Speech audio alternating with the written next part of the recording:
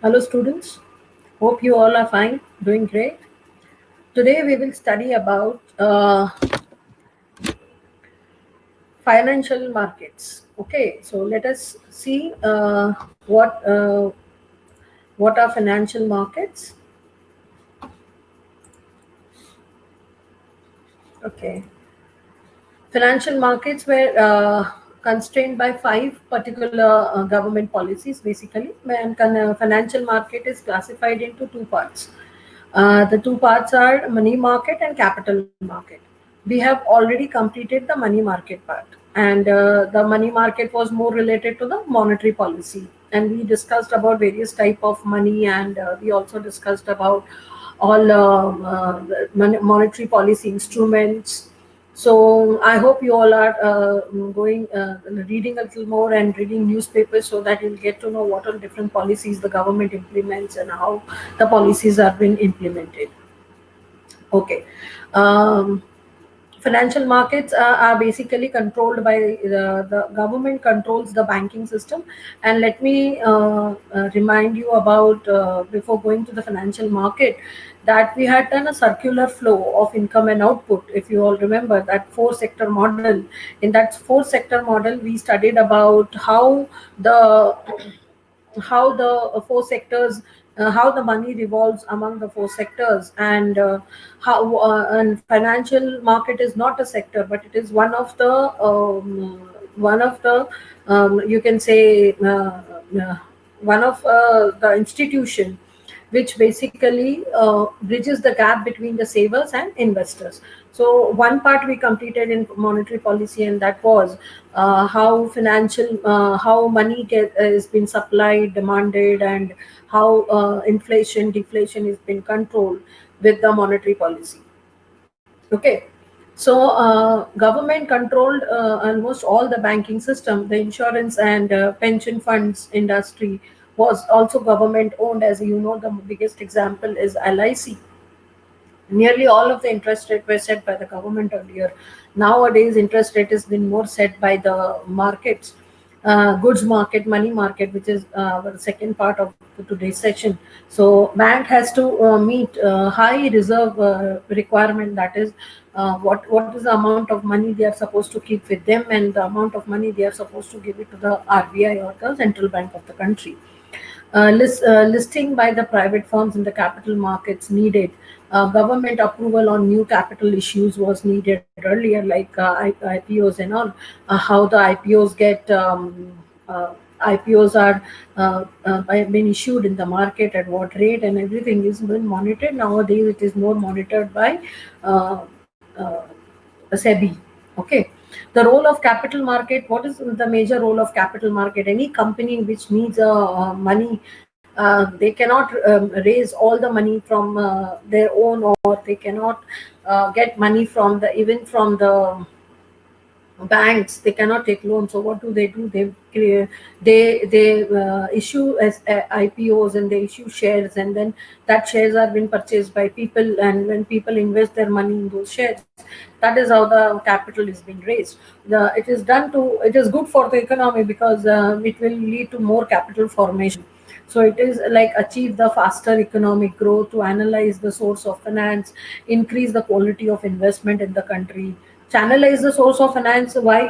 First of all, it is economic growth. As I said, that when there is more money in the economy, then there will be more investments, more people consumption, aggregate demand will increase.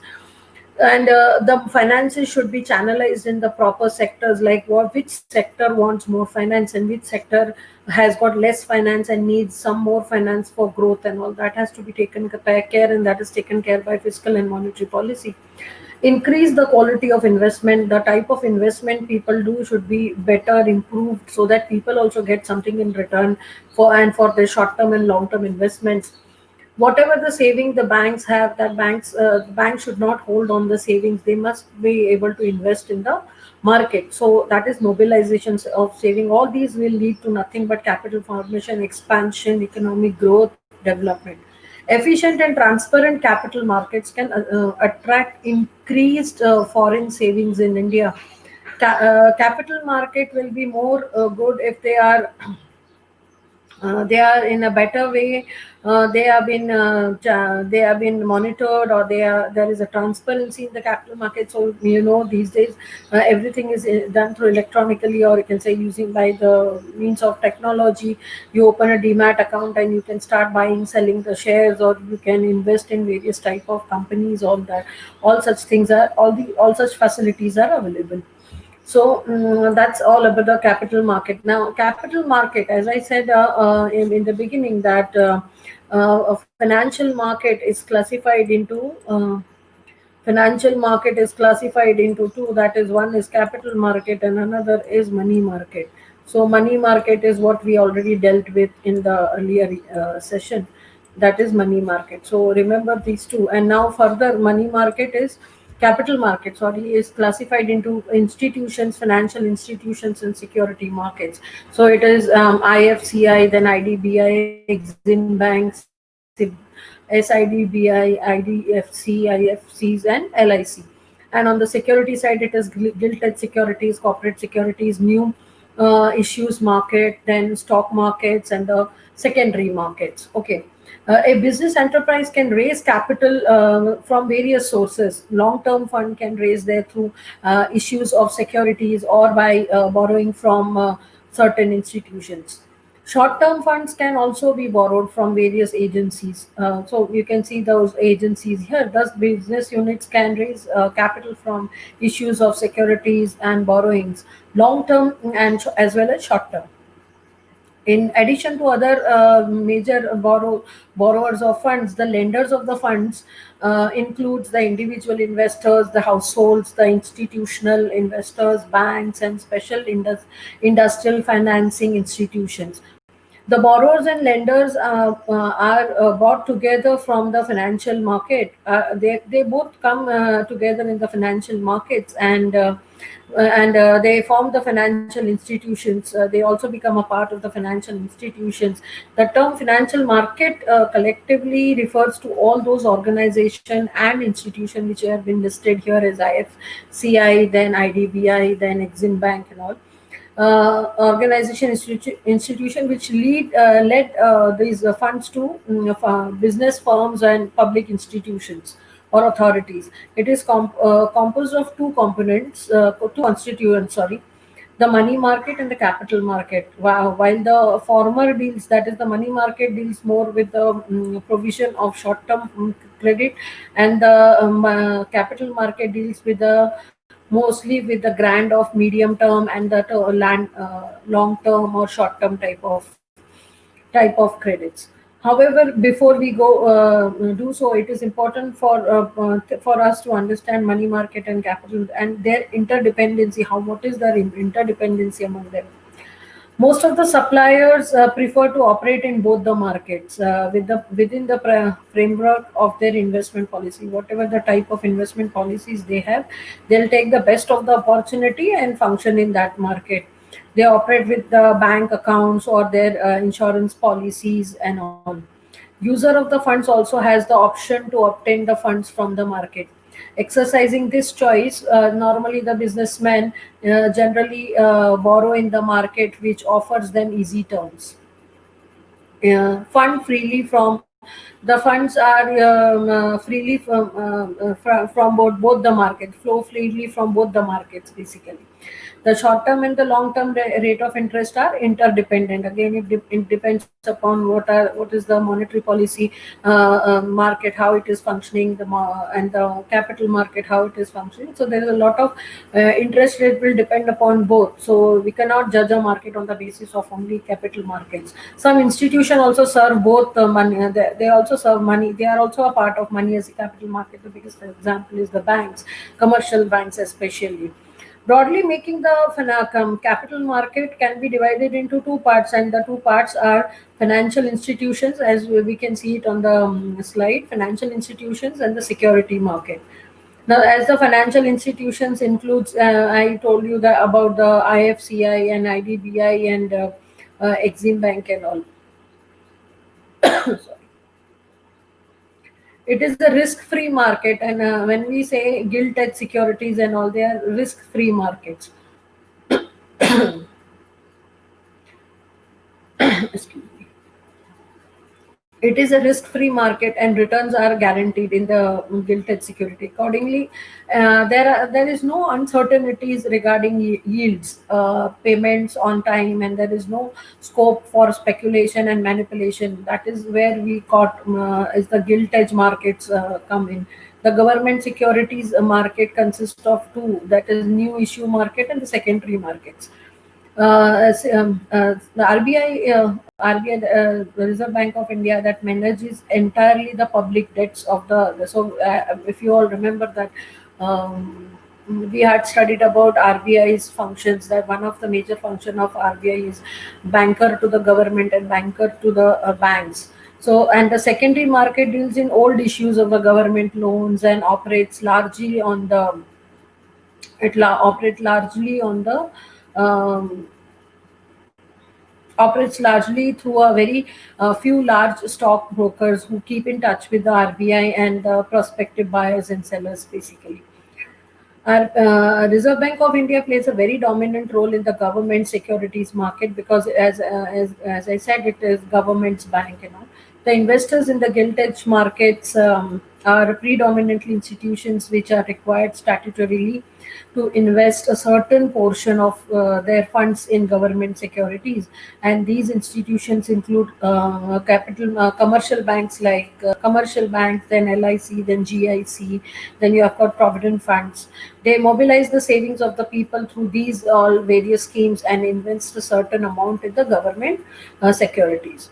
They constitute what is called the captive market for the government securities. Okay, government securities are the most liquid debts. So if you have LIC policy, you can immediately, if you need money, you can immediately convert it into money. Obviously, some of the amount of you also have a loss of some of the premium amounts, but yes, you can always liquefy it very fast in a very short period of time. The transactions in the government securities are very large, and each transaction may run in the crores and crores of rupees. One account of the risk-free return guaranteed by the government securities market and its high liquidity. Many private sectors, mutual funds have entered this market in a considerable way in the recent past. As you all know, Kotak Mahindra, then mutual fund, then Temptation, then AMC, then Prudential, ICICI, then Tata Mutual Fund. These are some of those individual investors which have entered into the mutual funds, then insurance and all. Before we go towards the government securities, I would like you people to just watch one video if the video plays. Let me just check if one of these video plays about the capital market.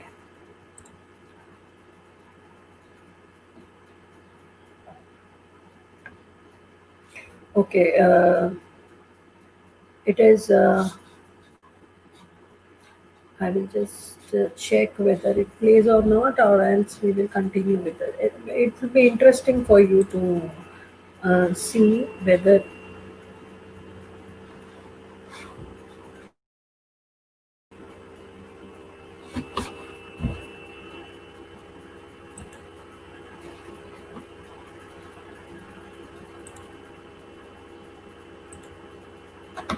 Okay.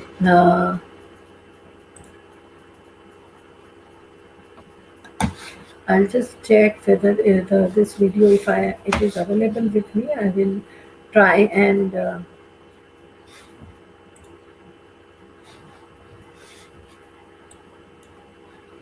I'll try to add a new video here, and we can try it out if it plays or not.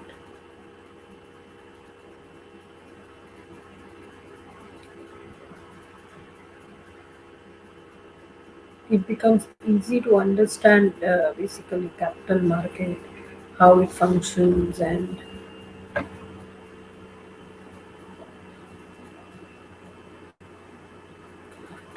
easy how the money gets generated. All such things are there. So I thought if you all can watch the video would be good. Or else if it does not start, then I'll have to send it through the with the PPTs. I'll send, you can watch it later. Just give me some few minutes.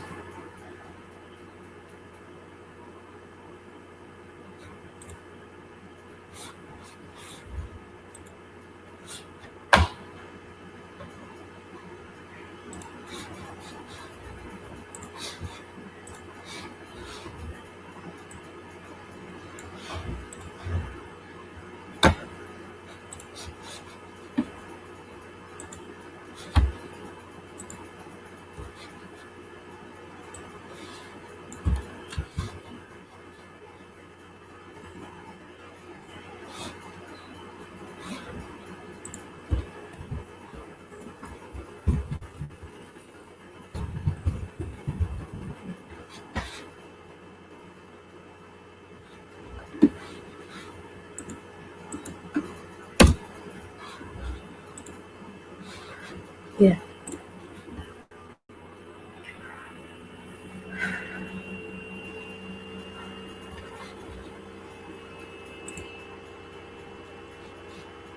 Capital markets. We're going to outline who the players are in corporate finance, in the capital markets particularly.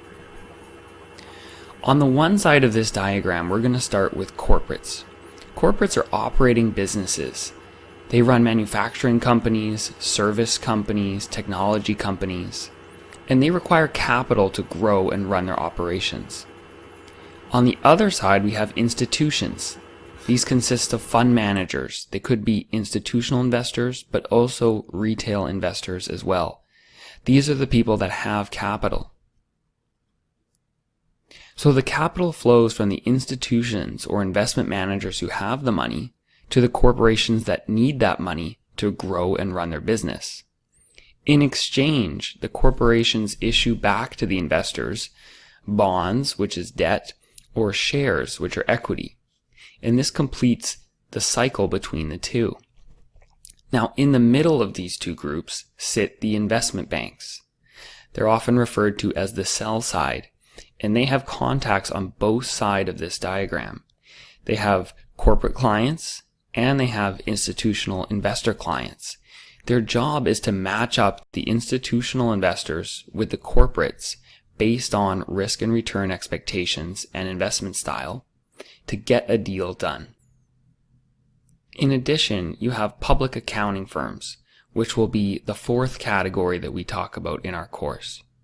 So to review, the four players in corporate finance from our perspective are: number one, the corporates; number two, the institutions; number three, the investment banks; and number four, the public accounting firms.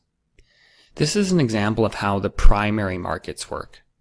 Let's move on now to talk about the secondary market. In the secondary market, after securities have already been issued, they trade between investors. So on one side, you have a fund manager who wants to buy securities of a public company. On the other side, you have a different fund manager, somewhere else in the world perhaps, who wants to sell those same securities. That trade is facilitated over a stock exchange, but investment bankers get between these clients to help facilitate the trade. So once again, the investment banks facilitate sales and trading and provide equity research coverage to help the fund managers make decisions about buying and selling those securities. This is how the secondary market works. So to recap, in the primary markets, we have banks, corporates, fund managers, and accounting firms all facilitating the issuance of securities. And then in the secondary markets here, we have fund managers and banks working together to trade in the secondary market. This is what makes markets liquid. This is what allows you to get in and out of a security very easily, is this secondary market trading.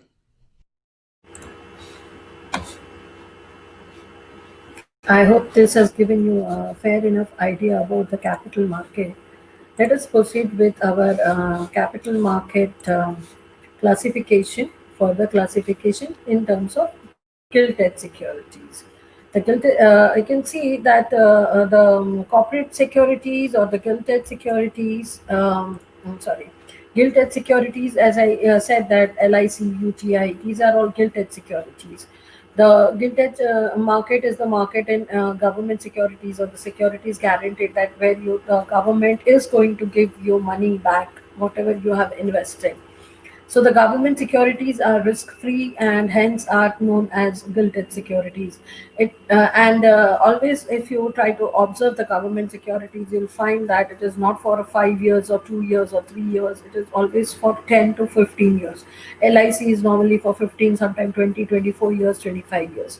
So like that is the time period. And but you know that after 20, 25 years you will get your return. So that is where it is called the of the best quality.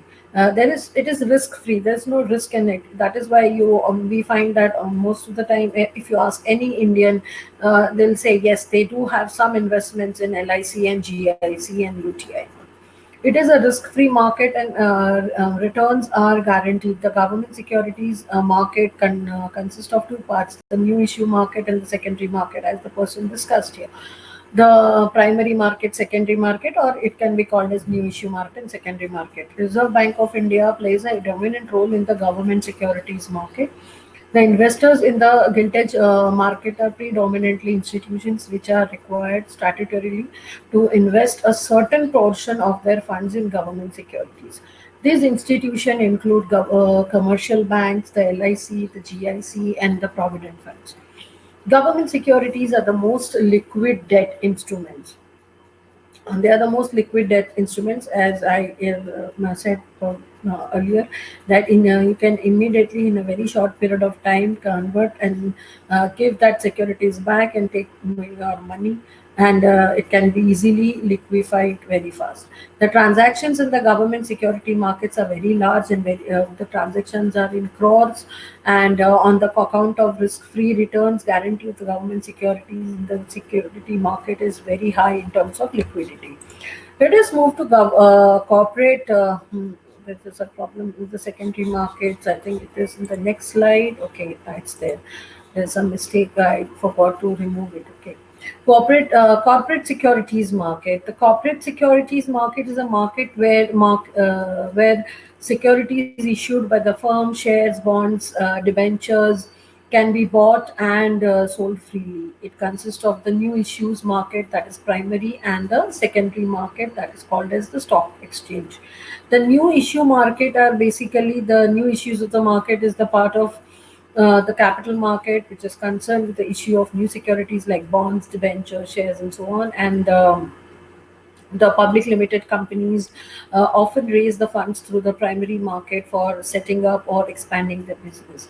However, to sell these securities is not an easy task for the company, as the company has to fulfill various requirements and decide upon the appropriate timings and method of issue. It is quite normal to obtain the assistance of underwriters. You will study what is the role of underwriters in corporate finance or accounts and all, merchant banks or special agencies to look after these aspects. The various methods through which the capital can be raised are but they issue a prospectus. Okay, they issue prospectus. Capital can be raised from a general public by the issue of prospectus, or the prospectus is just an invitation to the general public for subscribing to the capital. The prospectus must contain various the details regarding the company, its financial positions, its address, its board of directors. All these it must include. By second way is by offer of sale. This particular method is almost similar to the prospectus type method, except with the difference that initially shares are taken up by a third party in bulk. Later, a statement like prospector is issued for sale of shares to the public. The peculiar feature of this arrangement is that the company has already received the money, and any premium received from the public goes to the third party rather than to the company. And then there is another method by placing, by private placing under this arrangement of private placing. Basically, what they do is, in case of private placing, the shares are sold to the individuals or institutions directly by making and a private appeal to them, and this results in substantial saving of the cost of raising the capital, and it is normally less than you are privately selling away the shares to the people in person. Then it is also by offering the right issues that companies may also raise capital from the existing shareholder by making a rights issue. Under a rights issue, the shareholders have the right to a certain number of shares, and then the rest they can, and some proportion is held with them. And you must have studied before in terms of. Uh, it is, and you must have studied it in terms of, say, equity shares, preferential shares, and all. So what is the role, or the what is the right of the vote, the shareholder, the what is the right of the company, what how much share each of them get, and all that you must have studied earlier. And if not, you can also do a small certification and CFM and understand what stock market is. It's good to do some, so understand where what is stock, what is share, what are the different types of shares and all. The next one here is the stock market. The stock exchange, or it is normally called as the secondary market, is a highly organized market for the purchase and sale of second hand quoted or listed shares. Quoting or listing of the particular, sorry, particular security implies incorporating the security. That security is the register of the stock exchange, so that it can be bought and sold there. The security, it is done as per the Securities Contract Regulation Act of 1956, which defines a stock exchange as an association or organization or a body of individual, whether incorporated or not, established for the purpose of assisting, controlling, buying and selling, and dealing in securities. Also, one very important word here has been added, that is monitoring. Monitoring of the buying and selling of shares is very important, and that is why we have SEBI here.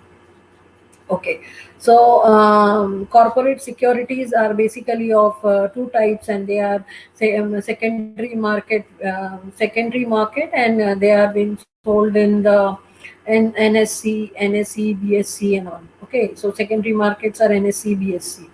So secondary market refers to the stock exchange where existing securities can be regularly purchased and sold, and these markets are in are and but important element is the mobilization of resources, and that mobilization of resources is savings which gets invested.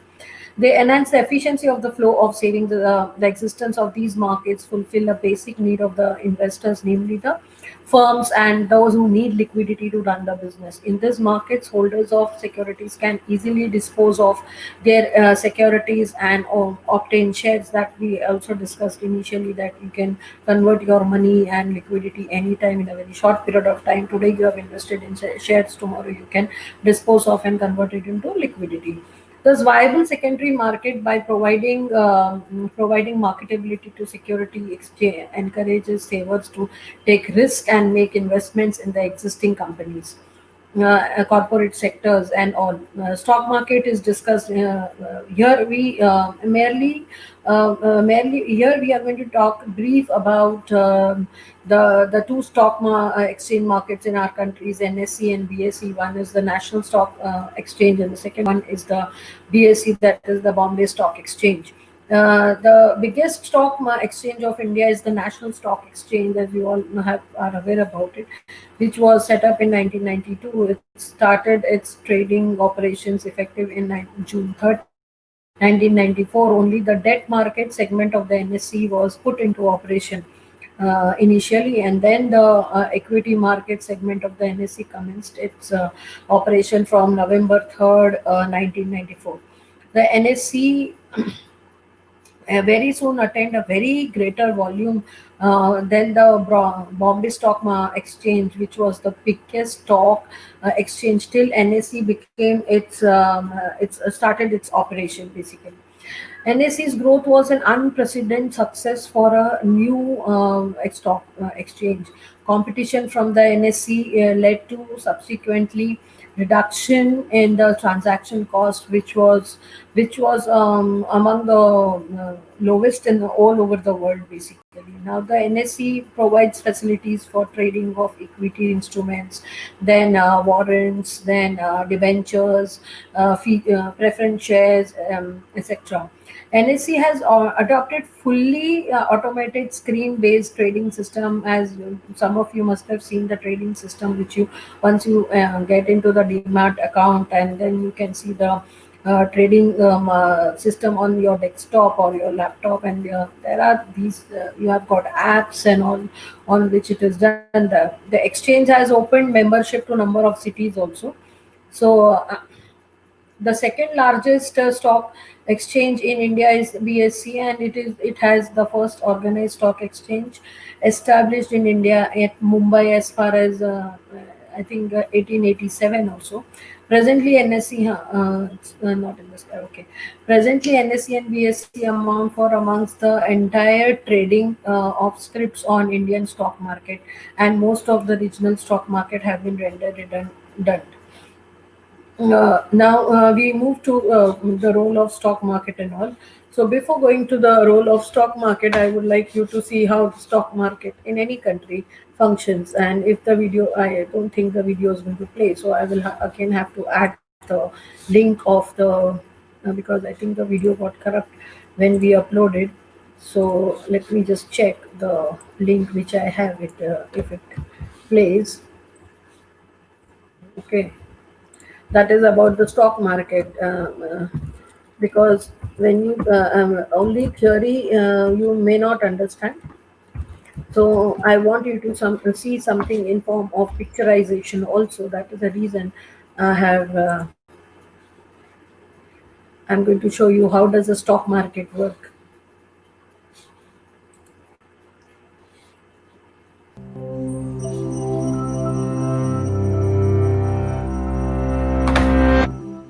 In the 1600s, the Dutch East India Company employed hundreds of ships to trade gold, porcelain, spices, and silks around the globe.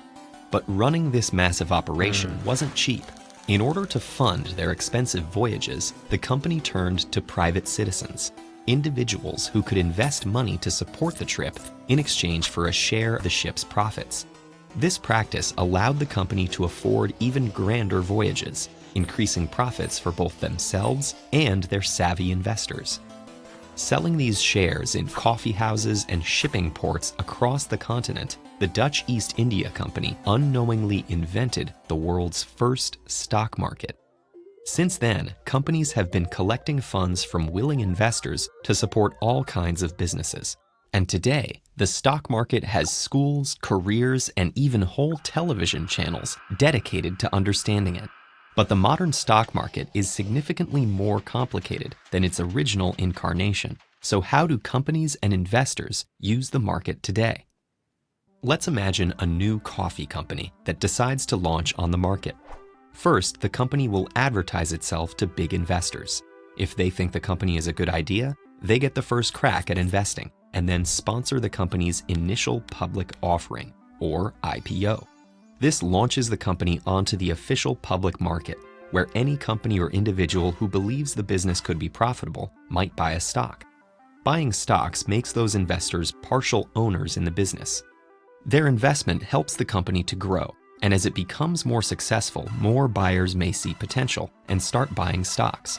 As demand for those stocks increases, so does their price, increasing the cost for prospective buyers and raising the value of the company's stocks people already own. For the company, this increased interest helps fund new initiatives and also boosts its overall market value by showing how many people are willing to invest in their idea.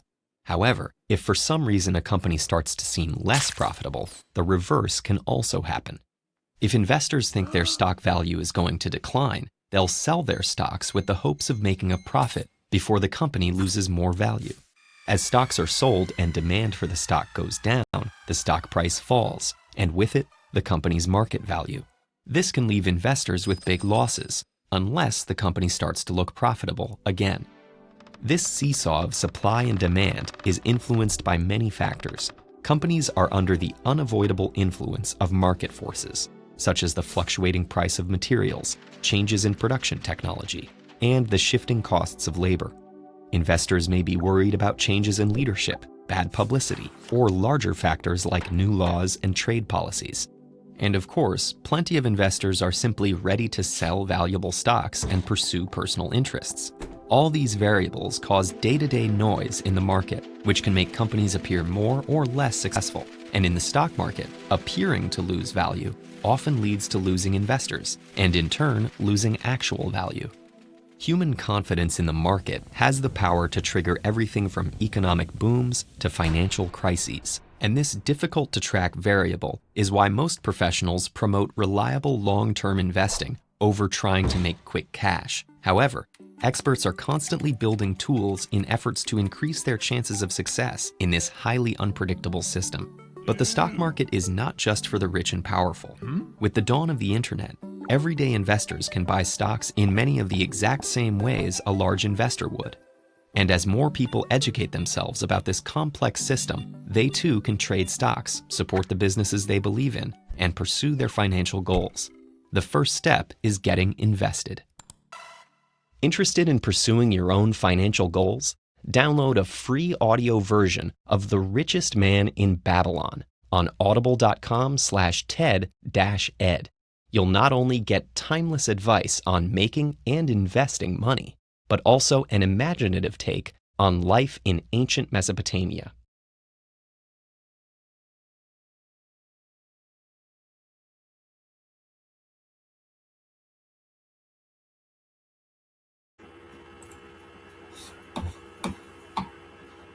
So I hope all of you have got an idea about how does an investment stock market functions, and how it started becoming popular when there was a need for money. Then due to that, they started collecting money from for their to fund their own businesses, and that's how the stock market started evolving. Okay.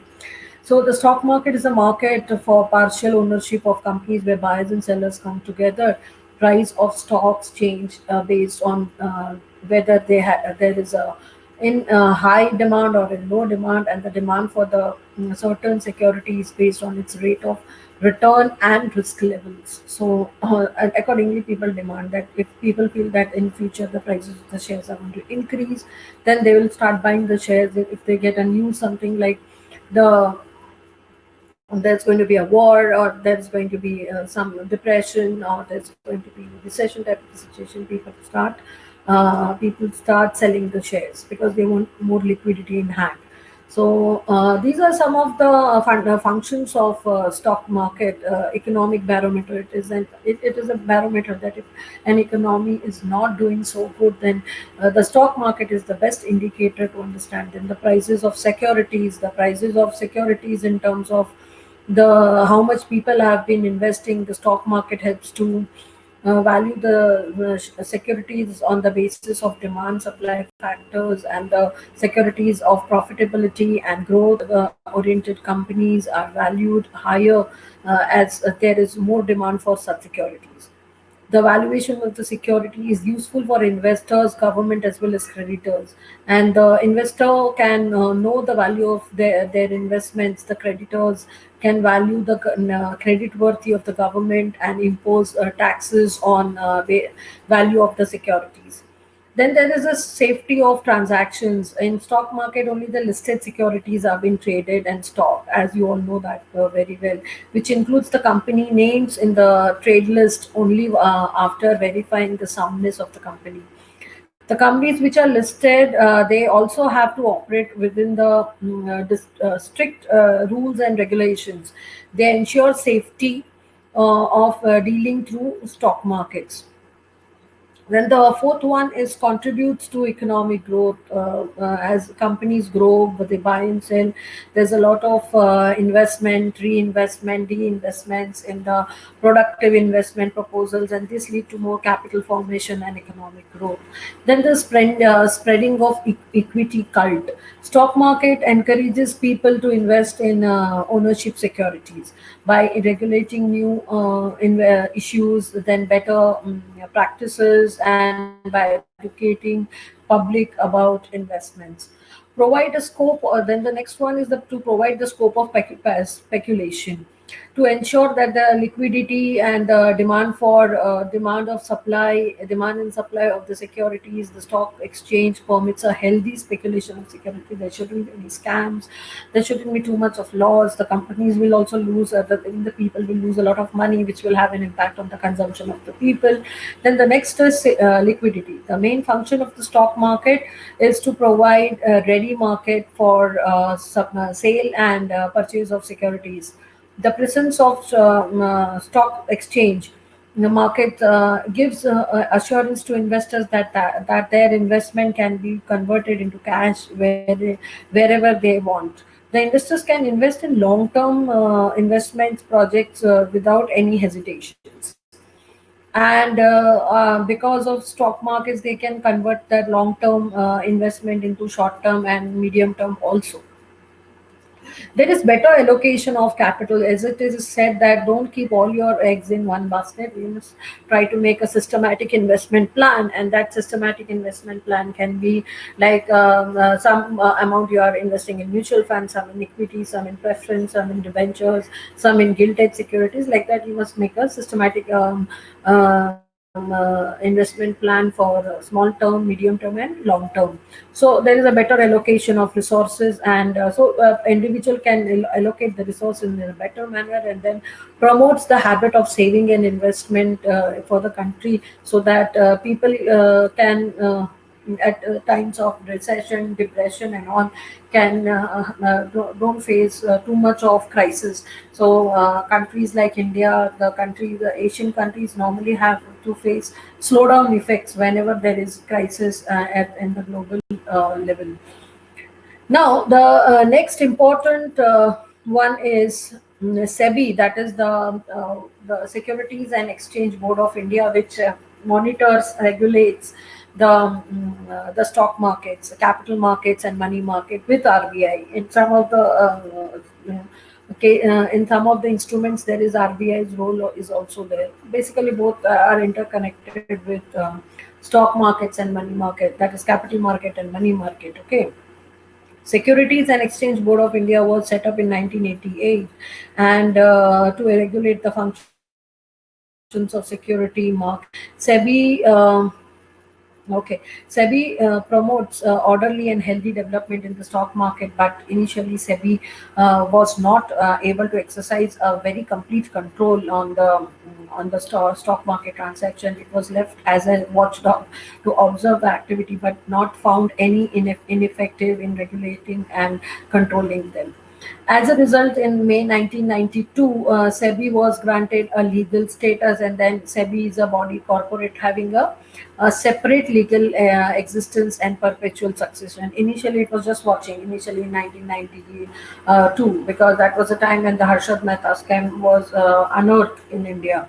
Now, the reasons for establishment of SEBI was that with the growth of, as I said, the Harshad Mehta scam, it's now going to come up, that what was the main reason? There was a lot of unofficial premium on new issues. There was delay in delivery of shares. There was violation of rules and regulations of the stock markets and listing requirements. Due to these malpractices, the customers started losing confidence, faith in the stock market. Now that becomes a reverse effect. If people start losing confidence, as you watched in the video, that if people lose confidences, they'll in future will not invest in the stock markets. And if they don't invest in the stock markets, in that case, then what will happen is the companies will not get capital to invest, and the growth will get retarded, or a time may come that there is no fund for growing the industries and all. So government of India decided to set up agency or regulatory body known as the Security and Exchange. So basically, and if you get a chance, just watch. There's a movie on Prime, Amazon Prime. Jordan Belfort was the wealthiest stock broker of Wall Street. He was called as Wolf of the Wall Street. He was a very talented seller, broker. The way he used to sell the shares and all, and then how he got entangled into all sorts of black money and crime and everything. So that's his. I think his book is also there, The Wolf of Wall Street or something like that, and the movie is also there. So you all can watch that movie. Okay. These are some of the reasons why the Security and Exchange Board of India was established. Now, what was the purpose of and the role of SEBI? What was expected from SEBI basically? SEBI was set up with the main purpose of keeping in check on the malpractices and protect the interest of investors, because it is very important to keep the investors confidence high, so otherwise they will not invest. It was set up to meet the needs of the three groups, basically issuers, investors, and intermediaries. Okay, issuers are the one who provides a marketplace in which they can raise the finance fairly and easily, and then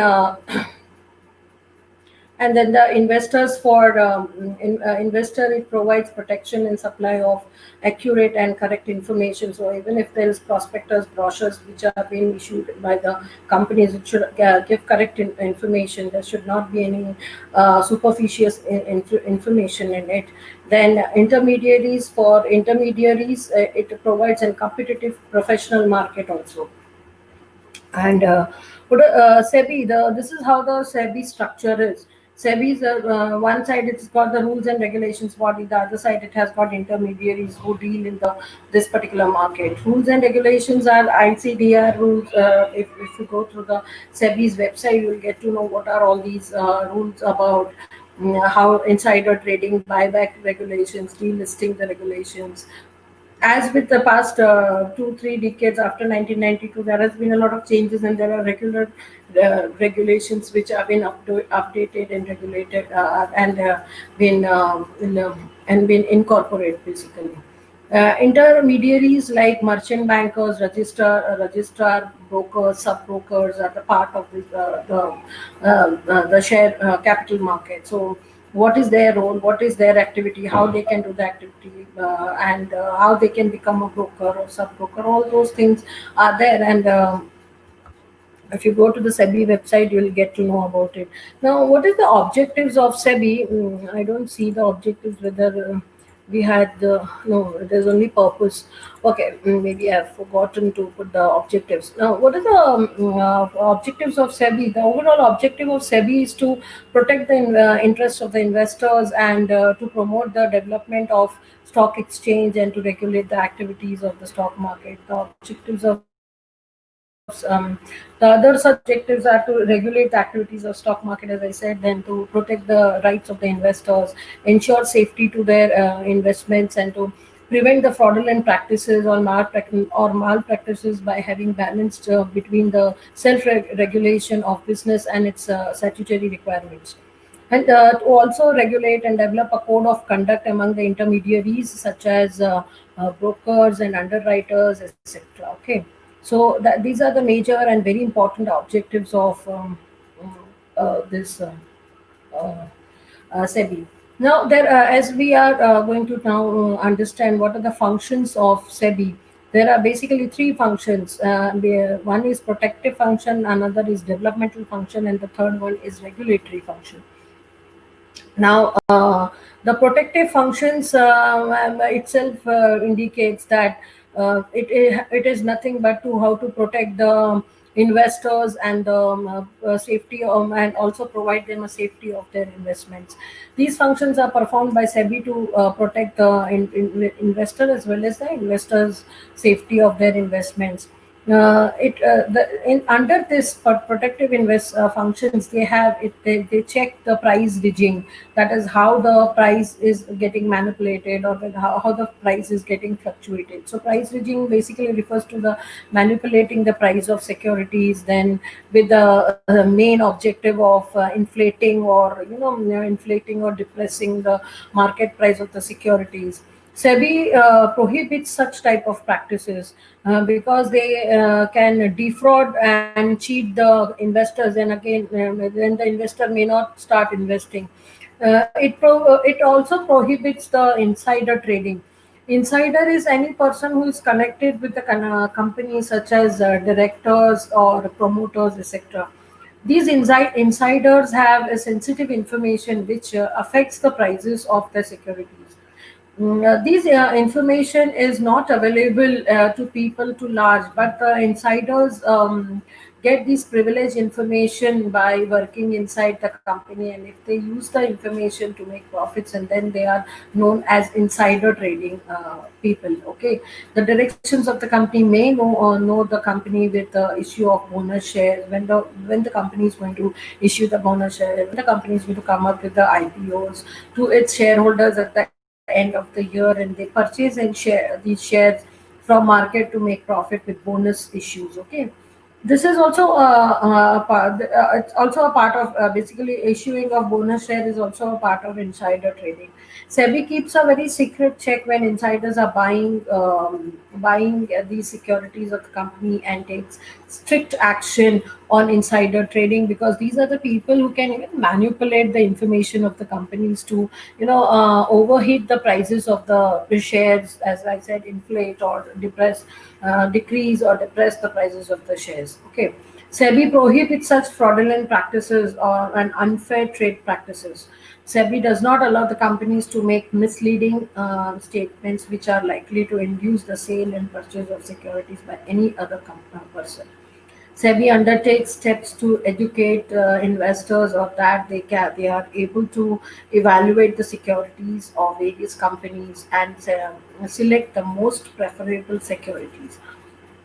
SEBI also promotes the practice and code of conduct in security markets by making some of these steps, like issuing guidelines to protect the interest of debenture holders, wherein companies cannot change terms in basically midterm. The SEBI is also empowered to investigate cases of insider trading, and has provisions for stiff fine and imprisonment. Then SEBI has stopped the practice of making preferential allotment of shares unrelated to market prices. So these are some of the protective functions that basically SEBI has a very close watch on what is happening in the what's happening in the capital market, so that the investment of the people doesn't get doesn't investor of the people doesn't get low in terms of confidence, or doesn't they don't get a low in returns. Now, second one is the developmental function. These functions are performed by the SEBI to promote and develop activities in stock exchange, and increase the business in stock exchange. Under developmental functions categories, have the type of functions with the SEBI performs is it promotes training, then intermediary of the security markets. They also have certifications.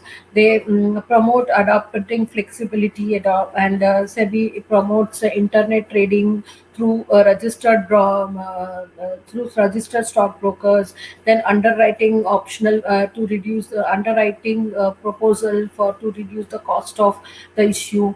Even initial public offers of primary market is permitted through stock markets. So the stock exchange. So these are some of the other functions which are the developmental functions of SEBI.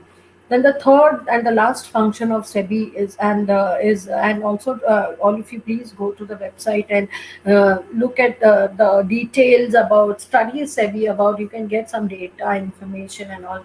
Being a student of MBA, you must not go by what people say to buy the share or to sell the shares, or if everybody is buying a particular share, if the public issue has come and there's a lot of advertisement done by the company, and there's a lot of publicity about that particular company's shares. In that case, you should not buy the share. You must do a bit of analysis in terms of what is the history of the company, what is their present net worth, do a little bit of ratio analysis to find out, and then do a little bit of forecasting. That today, take an example that today we have been using DTH connection services, that is Tata Sky or Dish TV, or you can say Tata Sky, Dish TV, and then you have Airtel, SL, and all. Okay, yeah, so that is direct to home services. Now, the over the top media services is coming up. You all are carrying in your hand with the various apps like OTT, which is called over the top services. Like it is called as uh, Hotstar, then Amazon Prime, then Root, and then you've got this Alta Balaji. All these things you're carrying, and slowly Sony Live, obviously Sony Live, then Reliance Big Flicks, all this. So when they start when they start showing their serials and everything in these particular apps, then you don't need DTH connections. So people who invest in these type of DTH connection companies, what they will do in future, they may have loss of shares. So it's very important to understand how these companies and how these service sectors are evolving. So whether it is right to invest for a very longer period of time, or is it important to invest only for a very shorter period of time, or you can keep it for a medium time period. So this is your understanding. If you are an MBA student, you are supposed to understand how much and for how much long time. Don't go by what people say. Don't go by newspapers. Don't go by. Do a proper study of that particular company if you are interested in investing your hard-earned money in that particular shares. Okay. So let us complete the regulatory function and then we'll take a break. And these functions are performed by SEBI to regulate the business in stock markets and to regulate the activities of stock markets in terms of framing the rules and regulations, code of conduct, to regulate the intermediaries such as merchants, then banks, bankers, then brokers, then underwriters, all these. These intermediaries have been brought under the regulatory purview, and private placement has have been made more restrictive. The SEBI also registers and regulates the working of the stock brokers, sub-brokers, share transfer agents, then trustees, then merchant bankers, and all those who are associated with the stock exchange in all any manner. SEBI registers and regulates the working of mutual funds also. Then SEBI regulates the and takeovers of the companies. If there is mergers and acquisitions happening between two companies, SEBI will definitely regulate how it has been done, how much shares are bought and sold, what is the share of the new company which is taking over, or what is the share of the company which is going for a merger, what is the reason that these two companies are going for mergers and acquisitions or takeovers. Then SEBI also conducts inquiries and audit of the stock exchanges. Okay.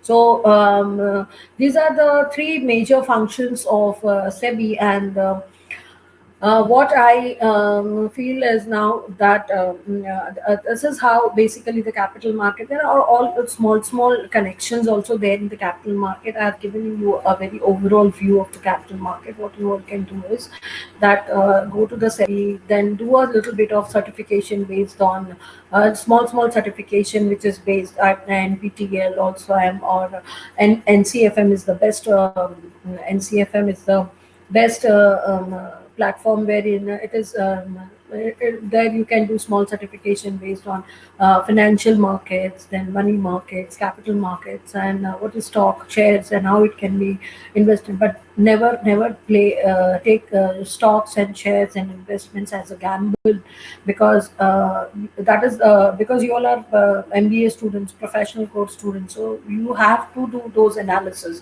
Because once you become a financial planner for somebody, then you have to plan for that particular company, that particular individual, for a very, for small term, medium term, long term, and you cannot plan it on the basis of what you hear or what you get to know from others, or what you see in the TV or read it in the newspaper. You have to more be analytical in terms of, today this company has launched the product, what is the future of this product in the market, and whether it is right to invest in this particular company or not. All these, there are many all factors there. What is happening at the global level, when if there are two companies which have a merger, or they are functioning now very nicely and their business is doing good, but a time may come that they may go into a state of demerger. The biggest demerger in India is a Reliance demerger between Mukesh Ambani and Anil Ambani. So such type of, if demerger happens, in that case, whether your money would be safe, or then whether you should invest in that particular company or not. All many such factors are there. So you have to also do the analysis of your financial risks in that, and then do the investments. And I think we'll take a fast break and then come back in another 5, 10, 15 minutes to continue with IS and LM curves. Okay, thank you all of you. Thank you. These are some of the links, more link if you want to get into the details of stock market. Same things, same links I have used. There's one more which is of 15 minutes, so which I haven't shown you people, which you can see it whenever you are free. Okay, thank you all of you.